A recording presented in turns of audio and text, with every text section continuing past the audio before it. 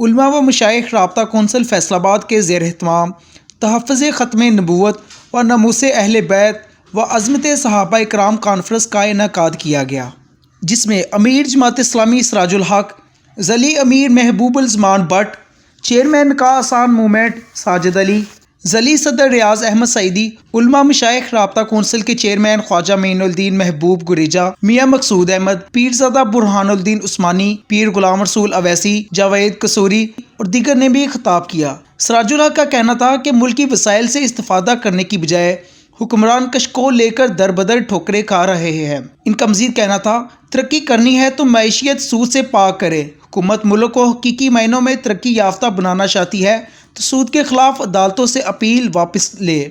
ان کا مزید کہنا تھا کہ حکومت مدینہ منورہ جیسی فلاحی ریاست کا خواب دکھا کر سودی نظام کا تحفظ فراہم کر رہی ہے۔ غریب آدمی کی زندگی اجیرن ہو گئی ہے۔ IMF شرائط عوام کے لیے سخت آزمائش بن چکی ہے۔ نااہلوں کا ٹولہ ہے جو ملک پر قابض ہو گیا ہے۔